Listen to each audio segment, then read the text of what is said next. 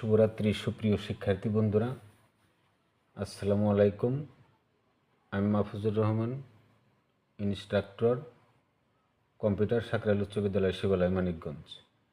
আজ আবার আমি জ্যামিতি বিষয় নিয়ে আলোচনা করব। ফাউন্ডেশন অফ ম্যাথ ক্লাসের আমি চেষ্টা করতেছি একদিন গণিতের বিষয়াদি নিয়ে, বীজগণিতের বিষয়াদি, অন্য একদিন ত্রিভুজ অথবা জ্যামিতি নিয়ে আলোচনা করার জন্য আমি এটা স্থির করেছি। তো এর আগে আমি ত্রিভুজ বিষয়ে কিছুটা আলোচনা করেছিলাম, তোমাদের মনে আছে অবশ্যই যারা আমার ক্লাস দেখো।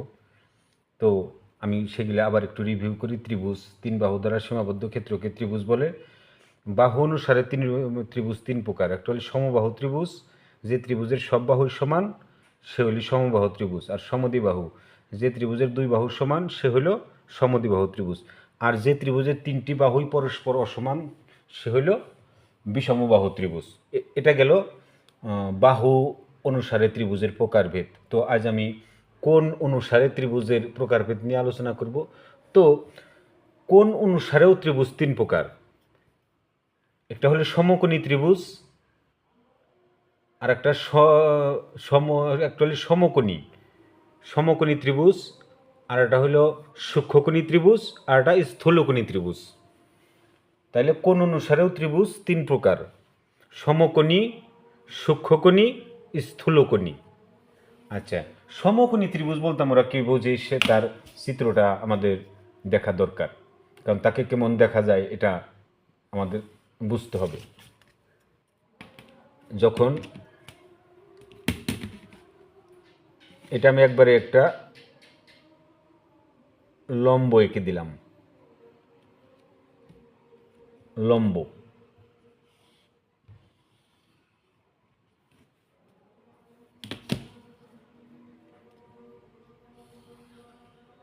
এই যে এটা হলো সমকোণী ত্রিভুজ। এই যে এই কোণটাই সমকোণ, এ বি সি, এই কোণটাই সমকোণ। এটা হলো ভূমি, এটা লম্ব, এটা অতিভুজ। ত্রিভুজের কিন্তু সমকোণী ত্রিভুজের তিনটা বাহুর কিন্তু তিনটা নাম। একটা হলো ভূমি, আর একটা যেটা দাঁড়ানো সেটা লম্ব, আর যেটা তলের সাথে শুয়ে থাকবে, তো তলের উপর থাকবে, তলের উপর আড়াআড়িভাবে থাকবে, সে হইল ভূমি। আর সমকোণের বিপরীতে যে বাহু সে হইল অতিভুজ। এটা হলো সমকোণী ত্রিভুজ। যে ত্রিভুজের একটি কোণ 90 ডিগ্রি তাকে সমকোণী ত্রিভুজ বলে। 90 ডিগ্রি কখন হয়? যখন একটা বাহুর উপর আর একটা বাহু লম্ব আকারে থাকে, তখনই 90 ডিগ্রি কোণ হয়। দেখো, এই বাহুর উপর, এই বিসি বাহুর উপর এবি বাহুটা লম্ব আকারে আছে, এই জন্য এটা সমকোণী ত্রিভুজ। আচ্ছা, এটা গেল সমকোণী ত্রিভুজ। এখন আসো সূক্ষ্মকোণী ত্রিভুজ। সাপোজ মনে করো আমি তিনটা বিন্দু নিলাম এরকম, এই যে হলো সূক্ষ্মকোণী ত্রিভুজ এ বি সি, এটা সূক্ষ্মকোণী ত্রিভুজ। সূক্ষ্মকোণী ত্রিভুজ বলতে কেন বোঝানো হয়েছে? এখানে প্রত্যেকটা কোণই সমকোণের সাথে কম্পেয়ার করা হয়েছে, তুলনা করা হয়েছে, কারণ কোনো কোণই সমকোণ না। দেখো, কোনো বাহুর উপর লম্ব আকারে নাই, একটু হেলানো অবস্থায় আছে। সব বাহুর সাথে সব বাহু একটু হেলানো। যদি লম্ব হইতো তাহলে তো সমকোণী ত্রিভুজই হইতো, কিন্তু এখানে সব বাহুর সাথে একটু হেলানো অবস্থায় আছে, অর্থাৎ 90 ডিগ্রি অপেক্ষা কম আছে। এই জন্য এটা হলো সূক্ষ্মকোণী ত্রিভুজ। যে ত্রিভুজের প্রত্যেকটি কোণ সূক্ষ্মকোণ অথবা 90 ডিগ্রির চাইতে ছোট, এভাবে বলতে পারো। যে ত্রিভুজের তিনটি কোণই 90 ডিগ্রির চাইতে তিনটি কোণই আলাদা আলাদাভাবে 90 ডিগ্রির চাইতে ছোট। এ কোণটাও, এই সি কোণটাও 90 ডিগ্রির চাইতে ছোট, এ কোণটাও 90 ডিগ্রির চাইতে ছোট, বি কোণটাও 90 ডিগ্রির চাইতে ছোট। এই জন্য এটা হলো সূক্ষ্মকোণী ত্রিভুজ। আর একটা কথা তোমাদের অবশ্যই মনে রাখতে হবে, ত্রিভুজের তিন কোণের, ত্রিভুজ যেমনই হোক, ত্রিভুজের তিন কোণের সমষ্টি কিন্তু 180 ডিগ্রি বা দুই সমকোণ। 180 ডিগ্রি বা দুই সমকোণ, কারণ 90 ডিগ্রিতে এক সমকোণ আর 90 ডিগ্রিতে এক সমকোণ, দুই সমকোণ। এই জন্যে ত্রিভুজের তিন কোণের সমষ্টি 180 ডিগ্রি বা দুই সমকোণ। এটা আজীবন মাথায় মুখস্থ থাকতে হবে, ত্রিভুজের তিন কোণের সমষ্টি দুই সমকোণ। আচ্ছা, এটা গেল হলো সূক্ষ্মকোণী ত্রিভুজ। আর একটা হলো স্থূলকোণী ত্রিভুজ, সেটা আবার দেখতে কেমন? এটা একটা রেখা দিলাম, আর এই যে একটা রেখা দিলাম, একবারে পিছন দিকে হেলানো অবস্থায় রয়েছে ও। এই যে চিত্রটা দেখা যায় কি, এ বি সি, এই যে এটা হলো কোন অনুসারে যে ত্রিভুজ তিন প্রকার তার এটা আর একটা। এটা হলো স্থূলকোণী ত্রিভুজ, যে ত্রিভুজের একটি কোণ স্থূলকোণ, মানে কি 90 ডিগ্রির সাথে বড়। তুমি দেখো এই যে এইটা এইভাবে যে এখানে যদি একটা লম্ব হইতো তাহলে সে সমকোণ হইতো, কিন্তু এই দেখো এইটুক পরিমাণ বাইরে গেছে 90 ডিগ্রির চাইতে, তার মানে এই কোণটা হইল স্থূলকোণ, 90 ডিগ্রির চাইতে বড়, এই জন্যে একে বলে স্থূলকোণী ত্রিভুজ, 90 ডিগ্রির চাইতে বড়। এ বি সি এই কোণটা হইল স্থূলকোণ, আর এই দুইটা অবশ্যই কি সূক্ষ্মকোণ। সমকোণী ত্রিভুজের বেলায়ও একটা সমকোণ আর দুইটা হইল সূক্ষ্মকোণ, কারণ একজন সমকোণ আর দুইজন মিলে একত্র হইয়া হয় হইল 90 ডিগ্রি। এই জন্যে সমকোণী ত্রিভুজের ক্ষেত্রে একটা কোণ সমকোণ আর অপর দুই কোণ মিলে হইল 90 ডিগ্রি।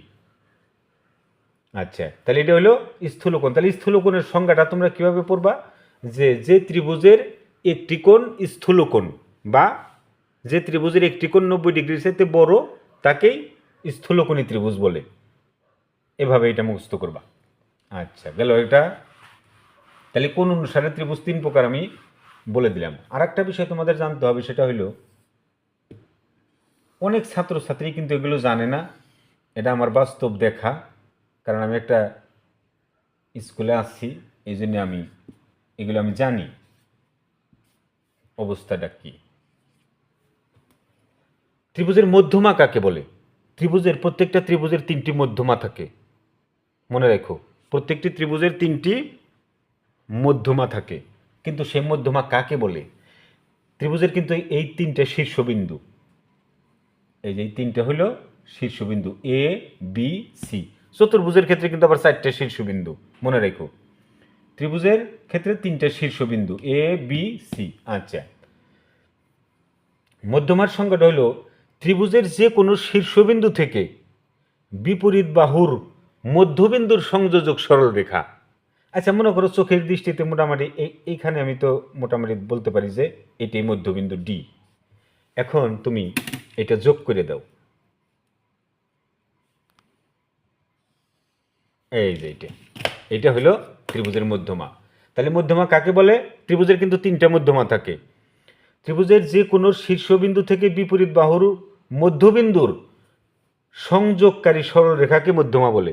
ত্রিভুজের যে কোনো শীর্ষবিন্দু থেকে তার বিপরীত বাহুর, কারণ এই কোণটার আমি শীর্ষ কোণ ধরছি, তাহলে এই কোণের বিপরীত বাহু হলেও এই বিসি, এই বিসি বাহুর মধ্যবিন্দু আমি নিচ্ছি ডি, এডি যোগ করে দিছি, তাই এটা কি হয়ে গেছে?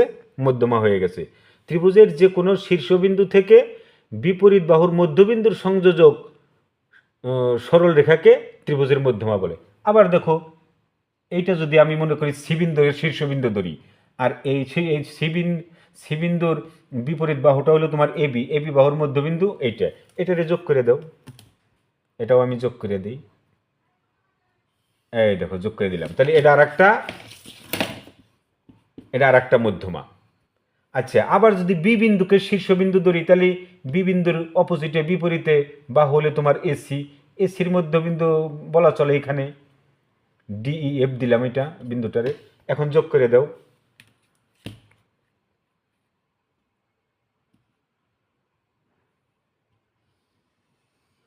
এই যে দেখো 3টা মধ্যমা।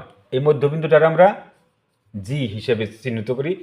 একে বলে এই ত্রিভুজের মধ্যমা 3টি যে বিন্দুতে ছেদ করে তার কিন্তু একটা নাম আছে, সেটা হলো কি? ভরকেন্দ্র। ত্রিভুজের মধ্যমা ত্রয় সমবিন্দু, দেখো 3টা মধ্যমা এটা বিন্দুতে ছেদ করছে, একে বলে হলো ভরকেন্দ্র, ত্রিভুজের ভরকেন্দ্র। এ কথাগুলো কিন্তু মনে রাখো, আমি যা বলি খুবই গুরুত্বপূর্ণ।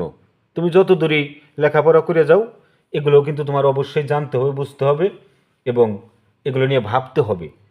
ত্রিভুজের তাহলে 3টা মধ্যমা থাকে। তাহলে মধ্যমার সংজ্ঞায় কি বলছি? ত্রিভুজের যে কোনো শীর্ষবিন্দু থেকে বিপরীত বাহুর মধ্যবিন্দুর সংযোজক সরল রেখাকে ত্রিভুজের মধ্যমা বলে।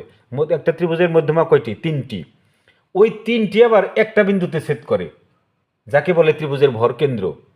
সবচেয়ে মজার বিষয়, এই যে একটা মধ্যমাঝে দুইটা ভাগে ভাগ হইছে,